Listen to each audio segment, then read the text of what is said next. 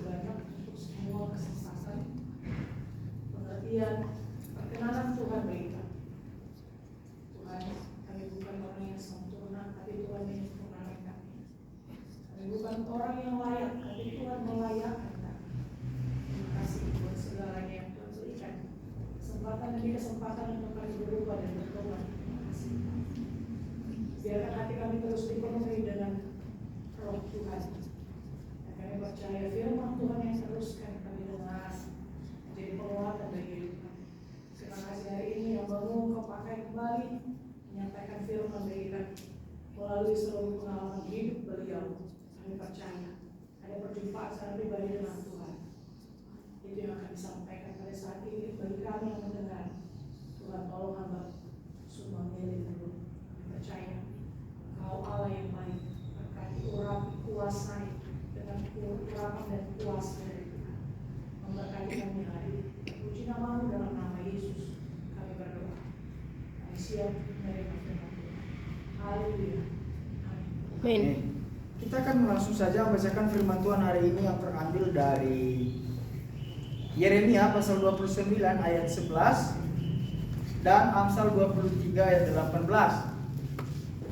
Kita membaca dulu yang pertama adalah Yeremia pasal 29 ayat 11.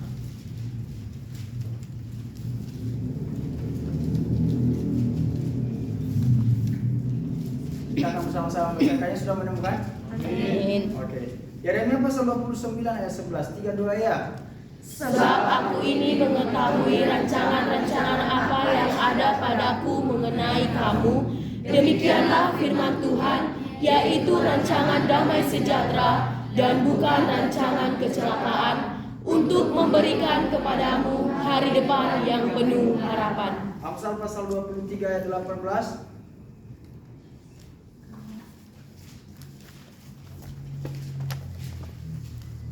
Oke, kita akan bersama-sama membacakannya. Amsal pasal 23 ayat 18. 3-2 ya.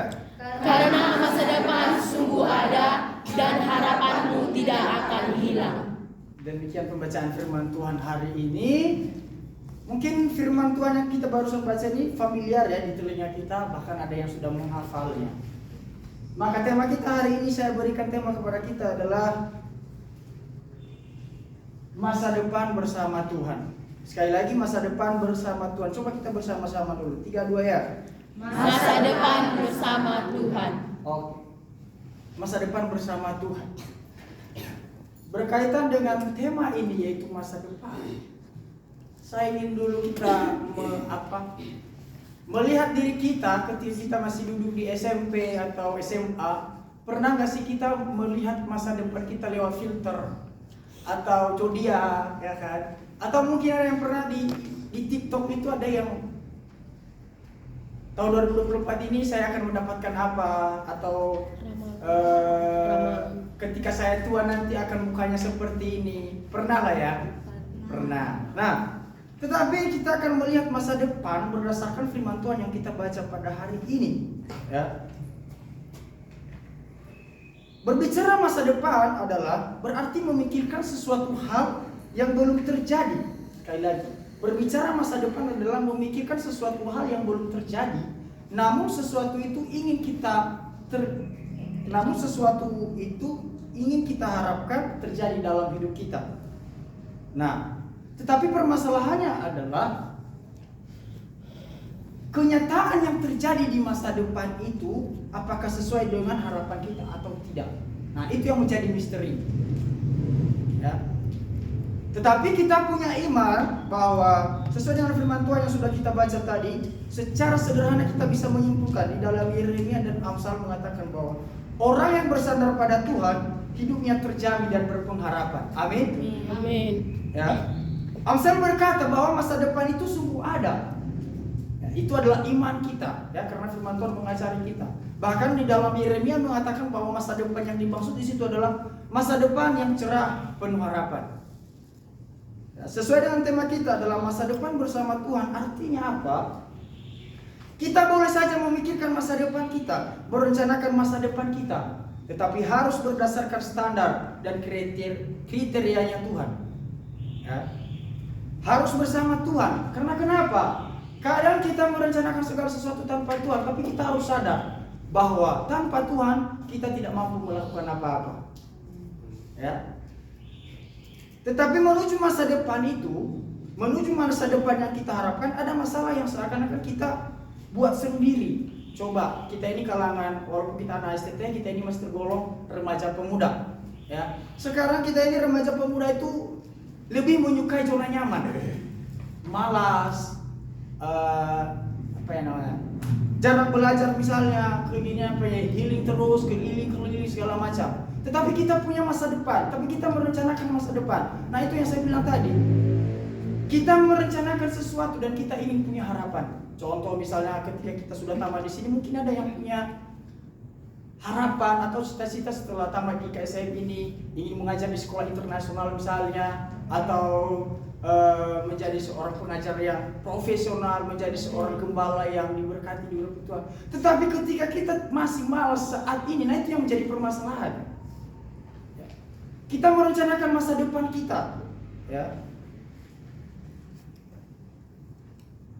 Nah, kadang-kadang saya lihat story anak zaman sekarang, termasuk saya kadang-kadang buat story, tapi ada yang buat story begini, semua akan indah pada waktunya. Tetapi saat ini kita masih malas misalnya. Saya misalnya sering scroll TikTok sampai 1 jam, 2 jam. Ada yang pernah? Saya di Medan itu, ketika saya di Medan selama beberapa bulan itu, waktu istirahat saya itu jam 9 malam. Enggak, maksudnya dari pagi saya itu pelayanan kerja karena ada TK di sana dari jam 7 sampai jam 9 baru istirahat. Maka saya punya komitmen jam 10 saya harus tidur. Ketika sudah ketika sudah jam 10 saya sudah tidur. Tetapi jam 10 itu sepertinya ada sesuatu hal yang menarik hati saya. Dia bilang begini, scroll TikTok sebentar untuk mau tidur. Saya lawan, jangan. Enggak, udah jam 10:05. Sedikit saja, karena masih belum ngantuk kan. Walaupun capek tapi masih belum ngantuk, kadang-kadang seperti itu. Ya sudahlah, ambil HP scroll TikTok. Tahu nggak? Saya tidur jam berapa? Jam 2 pagi. Artinya apa? Bahwa kita tidak bisa memanajemen waktu, atau itulah kesalahan diri kita sendiri. Kadang-kadang kita punya perencanaan, tetapi gagal oleh karena keinginan hati kita sendiri. Ya. Nah, hari ini kita akan melihat bahwa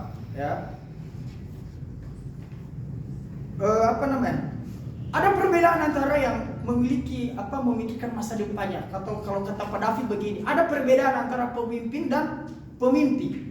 Kalau pemimpin itu memikirkan visinya supaya tercapai, tapi seorang pemimpi itu hanya seorang yang menjadi penghayal. Nah, artinya apa? Ketika kita mau punya masa depan di depan, ya kita harus melakukan bagian kita saat ini, ya. Karena kebanyakan anak remaja zaman sekarang maunya banyak, tapi usaha tidak ada. Banyak perencanaan tapi action tidak ada. Nah, jadi hari ini kita akan belajar firman Tuhan bagaimana sikap dan tindakan kita dalam merencanakan masa depan bersama Tuhan. Di dalam Yeremia pasal 29 ayat 11 yang kita bacakan tadi dan Amsal 23 mengatakan, firman Tuhan menjamin masa depan kita. Amin. Firman Tuhan menjamin masa depan kita, tetapi tergantung bagaimana kita bertindak sekarang yang jadi permasalahannya. Karena apa yang kita lakukan hari ini merupakan bagian dari proses masa depan kita. Oke, kita akan belajar masa depan bersama Tuhan. Kita harus mengawalinya dengan yang pertama adalah self-confidence atau percaya diri. Kita akan melihat dulu di dalam Ulangan pasal 31.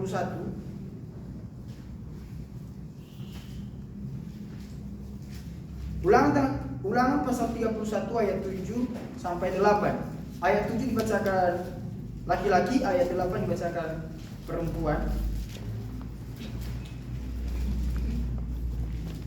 Ulangan pasal 31 ayat 7 sampai 8. Silakan.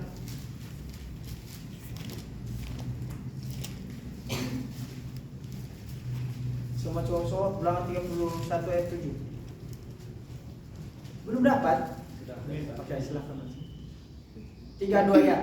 Lalu Musa memanggil Yesua dan berkata kepadanya di depan seluruh orang Israel, kuatkan dan teguhkanlah hatimu, sebab engkau akan masuk bersama-sama dengan bangsa ini yang ditentukan Tuhan dengan sumpah dan imannya mereka untuk memberikannya kepada mereka, dan engkau akan memimpin mereka sampai mereka memilikinya. Ayat 8 perempuan-perempuan. Sebab Tuhan, Dia sendiri akan berjalan di depanmu, Dia sendiri akan menyertai engkau, Dia tidak akan membiarkan engkau dan tidak akan meninggalkan engkau. Janganlah takut dan janganlah patah hati. Oke. Saya mau garis bawahi kalimat yang mengatakan kuatkan dan teguhkanlah hatimu. Kalimat ini merupakan tuntunan atau dorongan ya, yang disampaikan Tuhan kepada Yosua melalui Musa di dalam memberikan semangat dan kekuatan kepada Yosua supaya ia memiliki kepercayaan diri dalam memimpin bangsa Israel. Karena kenapa? Pada saat itu ia harus menggantikan Musa. Dan kita tahu bahwa bangsa Israel ini bangsa yang keras kepala, tegar tengkuk, ya. Jadi kalau kita sekarang yang ada di sini juga masih keras kepala, tidak bisa dibilangi berarti sifat-sifat orang Israel itu. Ya. Jadi artinya apa? Bahwa kita harus tahu Yosua di dalam menggantikan Musa itu dia menghadapi berbagai permasalahan. Di internalnya dulu adalah bangsa Israel. Ya seperti yang saya bilang tadi, bangsa Israel itu tipikal orang yang tegar tengkuk. Hari ini bertobat, besok melakukan dosa lagi. Besok menyembah berhala, besoknya lagi baru datang kepada Tuhan. Ya. Yosua memiliki tanggung jawab yang besar. Ia juga memimpin bangsa Israel ini mengalahkan musuh-musuhnya supaya mereka menduduki Kanaan. Oleh karena itu, Yosua dituntut untuk tetap kuat dan teguh. Ya. Nah, sekarang firman Tuhan yang sudah kita baca ini kepada Yosua ini berbicara kepada kita saat ini, anak-anak teologi, ya, teman-teman semua. Ya, kuatkan dan teguhkanlah hatimu adalah suatu kalimat yang mendorong kita untuk semangat dan percaya akan potensi diri kita. Jangan cepat mengeluh dan berputus asa. Kadang-kadang kalau kita disuruh diberi tanggung jawab, kita pasti bertanya, saya belum siap, merasa tidak mampu, jangan saya, dia saja. Ya. Jangan cepat mengeluh. Kita kadang tidak percaya pada diri kita sendiri kalau diberi tanggung jawab. Oleh karena itu, kita harus memiliki kepercayaan diri. Yang memulainya dari sekarang. Misalnya, kalau kita mau memiliki masa depan yang cerah, memiliki masa depan yang penuh harapan, maka persiapkanlah diri pada saat ini. Modifikasi diri sebaik mungkin supaya lebih baik. Kalau Ibu Asrama kita bilang isilah semua potensi diri kita ini menjadi lebih baik supaya kita di masa depan. Ya. Seperti saya dulu waktu saya masih SMA, saya punya cita-cita menjadi seorang programmer. Itu harapan saya. Karena saya anak RPL, rekayasa perangkat lunak di SMK. Jadi ketika tamat saya sudah punya pengharapan bahwa saya ikut jadi seorang, paling tidak lah kerja di bank misalnya, ya, bagian programnya. Tapi tidak bisa, kenapa? Saya sudah kuliah dulu di STEMIC, Intelkom Pulau Balido, kalau ada yang tahu di kisaran sana, hanya 2 semester. Karena ya banyak perjalanan. Nah itu adalah suatu kegagalan. Nah artinya apa? Bahwa seperti yang saya bilang tadi, untuk menuju untuk mencapai harapan yang kita inginkan itu kadang-kadang kita yang mengagalkan diri kita sendiri. Makanya firman, tapi kadang-kadang juga kita tidak percaya pada diri kita sendiri. Makanya firman Tuhan mengatakan kepada kita pada hari ini, sesuai yang disampaikan kepada Yosua, bahwa kita harus percaya diri. Amin. Amin. Harus memiliki kepercayaan diri. Kenapa? Karena kita punya penghiburan di ayat 8. Ya. Sebab Tuhan, Dia sendiri akan berjalan di depanmu. Dia akan menyertai engkau dan tidak akan membiarkan engkau. Ya, ini janji Tuhan kepada kita ketika kita bersandar pada Tuhan. Sekali lagi, bahwa sebab Tuhan, Dia sendiri akan berjalan di depanmu, Dia akan menyertai engkau, Dia tidak akan membiarkan engkau dan tidak akan meninggalkan engkau. Ya, oleh karena itu kita jangan takut menjalani hari-hari kita. Ya, sekarang remaja pemuda merupakan gambaran dari seorang Yosua yang dipersiapkan untuk, sekarang kita anak-anak STT adalah gambaran seorang Yosua yang dipersiapkan untuk menjadi seorang pemimpin di masa depan. Kita ini adalah pengganti pengajar, hamba Tuhan. Nah, kalau kita tidak bisa mempersiapkan diri kita pada saat ini tidak percaya diri, ya Anda bisa menilai sendiri. Kita bisa menilai diri kita sendiri. Artinya apa? Bahwa ketika kita diberi suatu tanggung jawab, kata dosen kita di sini salah satunya adalah Pak Martin, bahwa ketika kita diberi tanggung jawab, ada dua hal yang menjadi kemungkinan kita bisa mampu. Yang pertama adalah kita siap dan peluang. Kalau ada peluang tanpa persiapan, akan berlalu begitu saja. Begitu juga yang kedua, ketika kita punya persiapan tapi tanpa peluang, atau tanpa peluang, ketika kita punya persiapan, ketika kita punya peluang tapi tidak ada persiapan, maka semuanya tidak akan berjalan dengan baik. Artinya apa? Kita harus mempersiapkan diri kita saat ini. Kita harus mempercayai diri kita. Ketika ada peluang itu, kita mampu meraihnya. Ya. Kalau Yosua pada waktu itu cengeng, kalau dia tidak bersama-sama dengan, kita sudah tahu ya kehidupan Yosua itu adalah seorang yang murid Musa yang memang dia anaknya taat, dia orangnya taat. Nah, maka kita juga harus dituntut seperti itu. Ya. Nah, oleh karena itu kita harus memiliki yang namanya self confidence atau percaya diri. Percaya diri yang dimaksud adalah percaya diri karena Tuhan bersama kita. Kita tetap bersandar pada Tuhan. Sehingga dalam kepercayaan diri kita pun tetap mengandalkan Tuhan, selalu rendah hati dan tidak sombong. Kadang-kadang juga ada orang yang memiliki percaya diri yang tinggi sehingga sombong, angkuh. Nah, makanya kriterianya adalah, standarnya adalah firman Tuhan. Oleh karena itu, kita harus memiliki kepercayaan diri yang bersandarkan pada Tuhan, karena Tuhanlah yang memberikan kekuatan, Tuhanlah yang memberikan penghiburan. Tuhan akan menolong kita dan memberikan kita masa depan yang cerah penuh harapan. Poin yang kedua, masa depan kita bersama Tuhan Yesus, kita awali dengan yang kedua adalah love yourself atau cintai dirimu sendiri. Dalam kata kutip, bukan berarti egois. Ya, kita melihat dulu Amsal pasal 19 ayat 8a.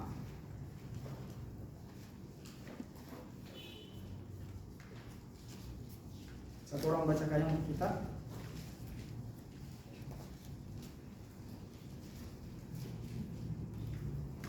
Oke, saya bacakan sendiri ya. Amsal pasal 19 ayat 8. Siapa yang memperoleh akal budi mengasihi dirinya. Efesus pasal 5 ayat 29. Efesus 5 ayat 29 mengatakan begini.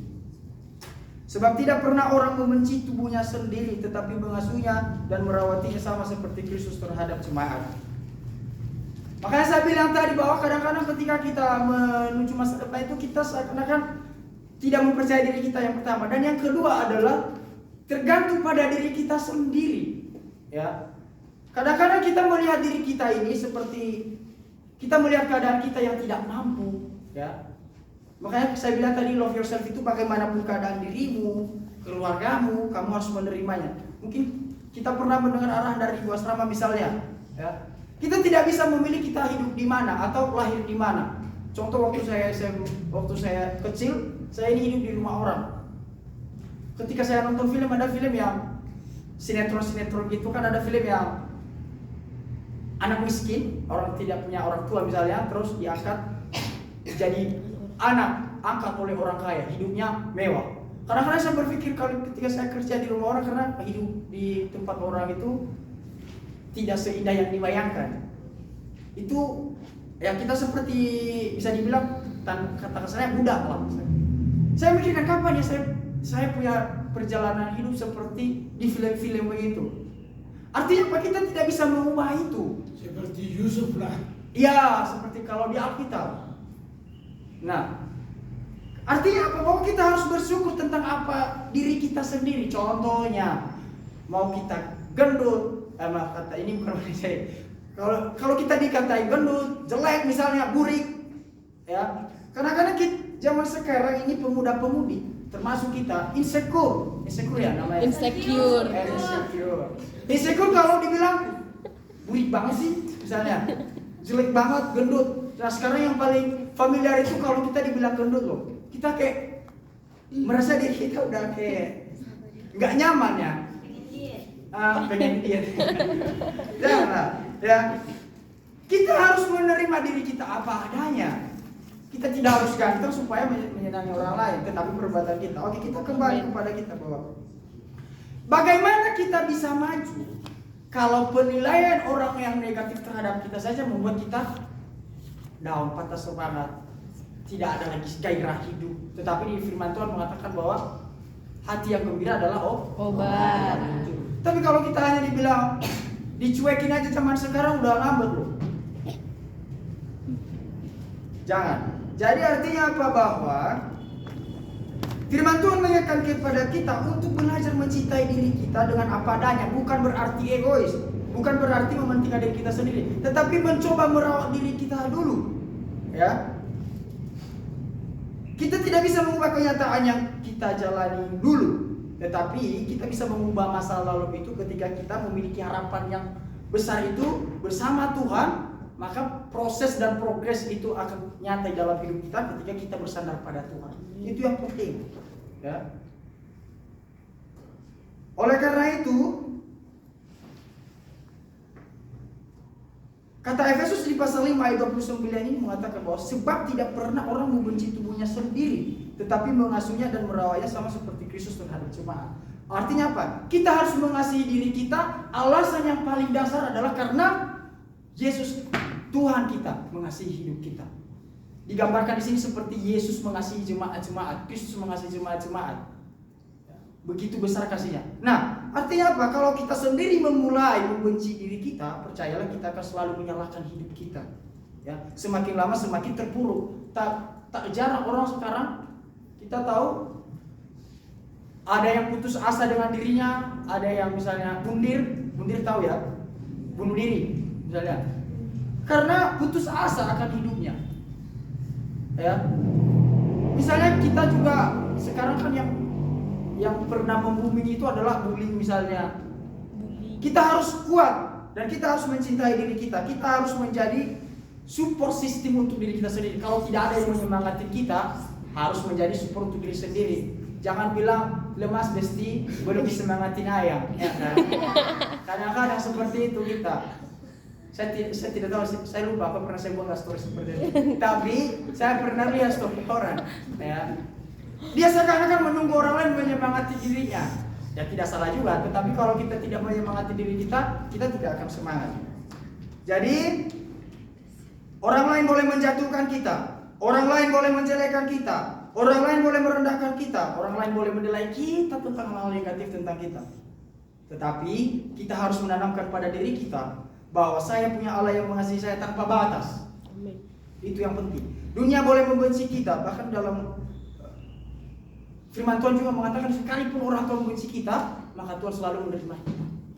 Ya. Tuhan yang selalu menyambut kita karena kita ini adalah anak-anak kesayangannya. Tapi ingat, harus bersandar pada Tuhan, takut akan Tuhan.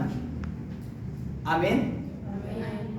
Kesimpulan untuk kita adalah firman Tuhan mengajarkan agar remaja pemuda selalu hidup tenang untuk masa depan.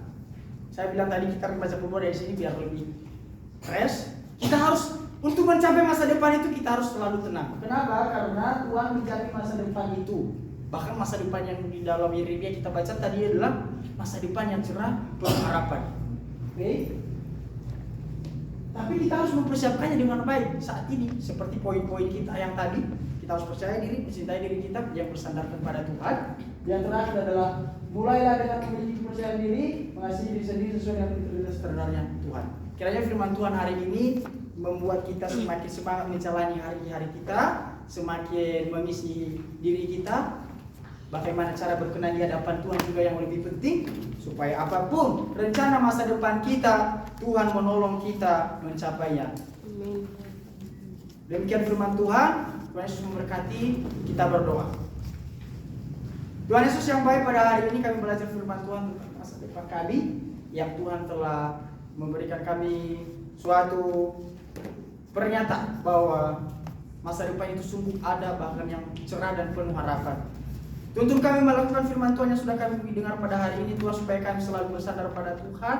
Tuhan memberikan kami, menuntun kami, menguatkan hati kami, supaya kami juga mampu mempersiapkannya dengan baik, dengan percaya diri bersama Tuhan, bahkan mengasihi diri kami seperti Tuhan mengasihi kami. Ini hidup kami Tuhan pada saat ini, seluruh anak-anak-Mu. Di dalam nama Tuhan Yesus Kristus kami berdoa mengucap syukur. Amin. Amin.